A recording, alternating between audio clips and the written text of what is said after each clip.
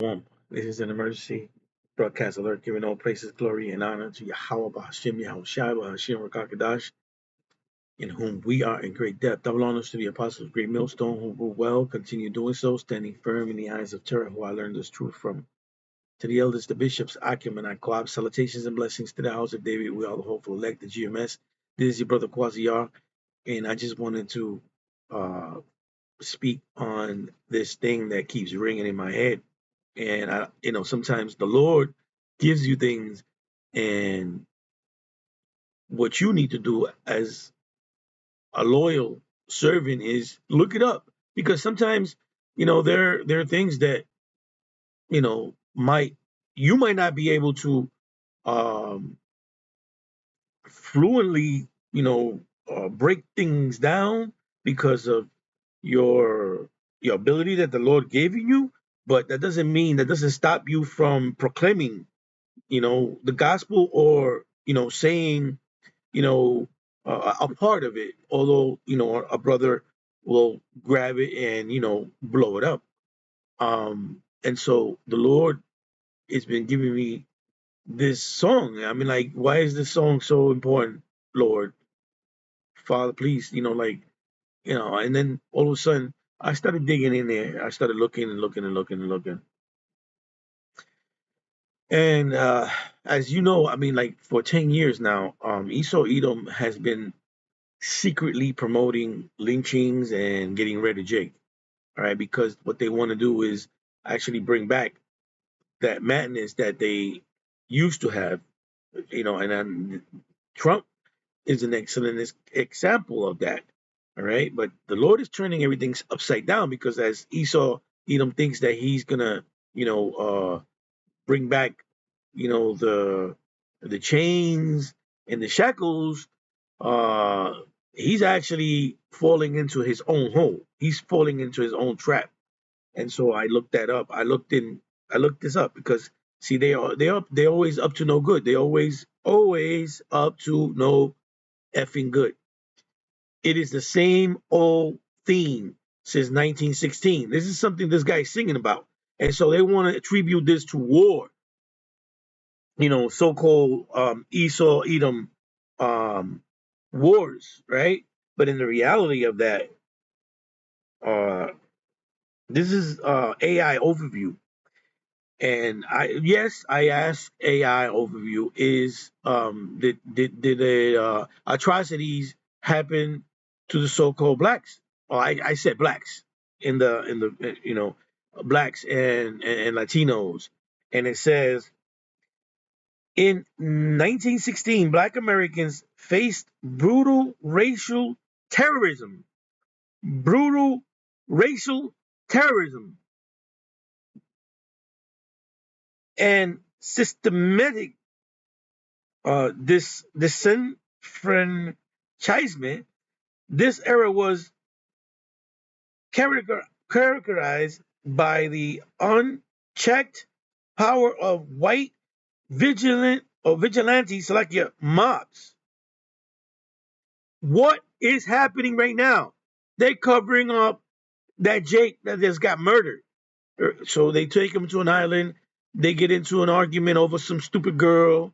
You know, Jake, smacks them all up, and then one of them, out of nowhere, bops Jake in the head. Oh, snap. You killed him. It was an accident. You gotta hide it. That's your same MO. Same damn story. I'm just speaking like a man. Who knows what y'all did to that boy? Well, he's a man too. He was a man already. You're all men. You're all young men that did that. Okay, so it goes on to say, I'll read that again, that part again. This era was characterized by the unchecked power of white vigilante mobs who regularly use public lynching to enforce white supremacy. It was also the year the first Great Migration accelerated, with hundreds of thousands of so-called African Americans fleeing the rural South to escape these violent, unlivable conditions. Can't make this up. The Lord, Yahweh Shai, had set this up. And just to, tighten it up a little bit, the lynching of Edward Lang on August 19, 1916, almost 1,000 miles away from the Florida violence, a 21-year-old so-called black man named Edward Lang was lynched by a mob at 200 white men in Navarro County, Texas.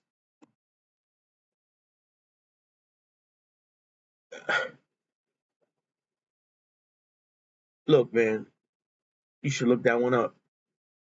So I'm gonna read something to remind Amalek that just because the Lord hasn't had said anything on a while, he's not with you. This is Exodus 17, verse 8. Then came Amalek and fought with Israel in Rephidim.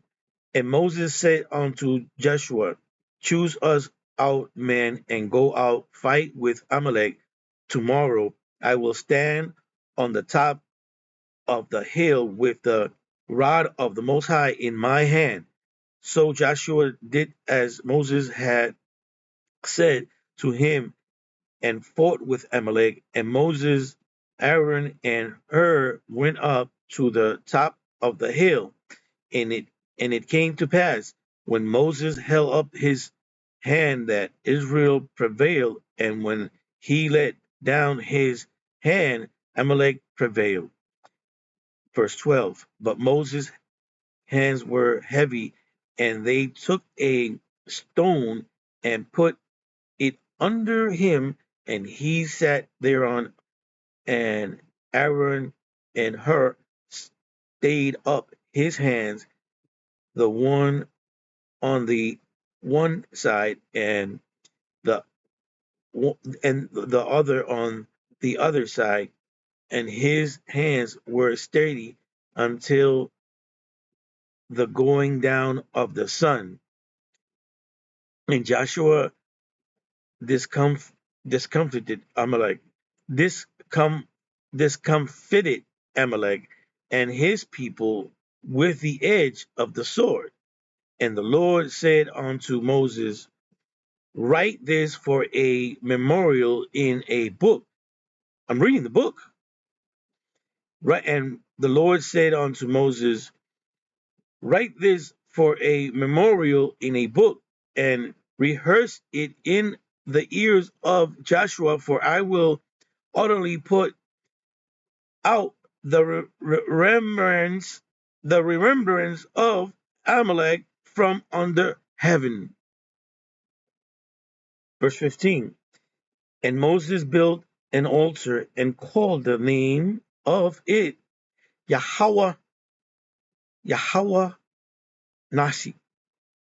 For he said, because the Lord has sworn that the Lord will have war with Amalek from generation to generation. And that's pretty much the point right there.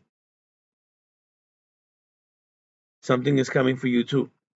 Our people are going to die. A lot of our people are going to die, and only the elect are going to be saved. But a whole bunch of you are going to be destroyed just the same. Shalom.